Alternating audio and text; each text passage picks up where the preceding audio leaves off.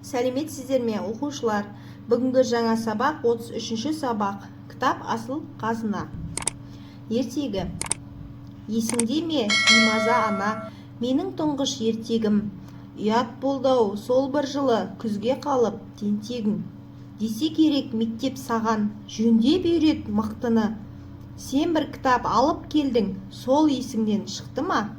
Содан кейін мені бағып, 3-4 сағат тырп етпей, бірдеңені тіккен болып, қойдың ұзап, бір кетпей. Яғни бұл ертегіде оқушылар бір балақай анасына өзінің оқиғасын айтып беріп жатыр. Анашым, есіңде ме, менің ең алғаш рет оқыған ертегімді білесің бе дейді. Сол жылы ұят болып, мен тентек болып сабақ оқымадым. Сол кезде мектеп анасына мына баланы дұрыстап жөндеп үйрет деп айтқан екен.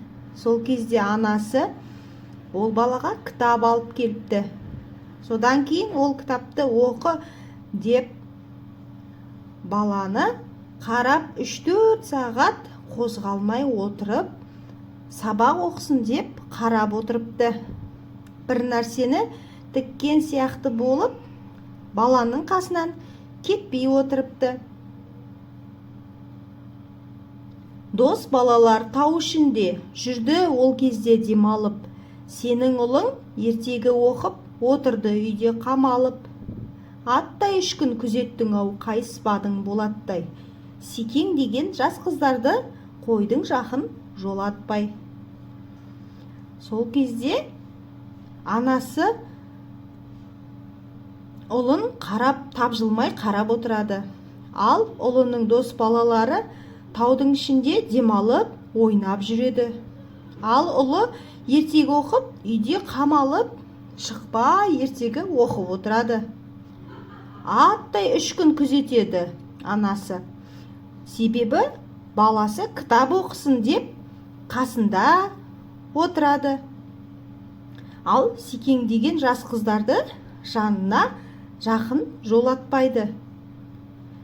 Күлкісі ортақ құрбыларын тез ұмытып аңғалың, оқи берді батырларға есі кетіп таңғалып. Жер тарпыған тайбурылда, қыран қанат пырақта, еліктіріп алып кетті мен алысқа, жыраққа. Содан қайтып оралмадым. Оралғам жоқ әлі де, 3-4 сағат селт етпедім. Неге керек обалым? Яғни сол кезде бала кітаптың ішіне кіріп кетеді. Тайбурыл туралы ертегі оқып, қыран қанат ұшатын жүйрік ат туралы оқып, қызығып, ертегінің ішіне кіріп кетеді. 3-4 сағат қозғалмай оқи береді. Содан кейін атып тұрып, атып шығып далаға ойнап кеттім, тойлап кеттім. Бала деген балада батыр болып шыға келдім. Менен де көп жау қашты. Ағаш қылыш қолыма алып, көрші ауламен шайқастым. Шіңкілдеген дауысыммен ұрандадым 100 дүркін. Әлсіздерге тиіспедім. Аман қалды қыз қырқын. Ал сен болсаң қажып шаршап жүрдің үйде жабыға. Мен ойыннан келе сала, тағы оқыдым тағы да. Түсіме еніп майдан даңқ, сүлік қара сәйгүлік. Армандадым, қиялдадым, жетемін деп қай күні. Содан тағы ерте тұрып, тағы оқуға кірістім. Ақырында оқы демей, оқыма деп ұрыстың. Содан кейін атып тұрып, далаға шығып, ойнап кеттім, тойлап кеттім. Бала емеспін бе? Бір кезде батыр болдым. Менен көп жаулар қашып кетті. Қолыма ағаштан қылыш жасап алып, шайқастым. Ұрандадым, бірақ әлсіздерге тиіскен жоқпын. Ойнап келсем де оқи бердім. Ең соңында оқыма деп ұрыстың. Жаман бала жайында оқып бітпеп едің. Не мынау? Тауға барып ауа жұтсаң, қайтер еді жаным ау? Көп оқыған жоқпын апа. Бар болғаны бір ақпет. Тағы біраз оқиыншы, рұқсат па? Рахмет. Ара жайлы әдемі жыр екен, бітіп қалсын да. Дегенімде жыламсырап шықса керек даусымда. Сөйтіп жүріп бір жыл өтті, жырсыз қалай шыдармын. Көрпе астында бұғып жатып, оқитынды шығардым. Ол бір ғажап кезеді ғой ғажайып. Жылаушы едің, көздің майы кетеді деп азайып. Ұрсушы едің, соқыр болып қаласың деп ашынып. Қайран ана, кітаптан сол көзім қайта ашылды. Анасы баласына айтады: көп оқи берме, көзің ауырады. Жаным-ау, тауға барып ауа жұтып келші. Көп оқи бермеші, көзіңнің майы кетеді дейді. Сол кезде бала айтады: ара жайлы әдемі жырды тауысайыншы деп. Жырларды тауысады. Жырсыз шыдай алмайды.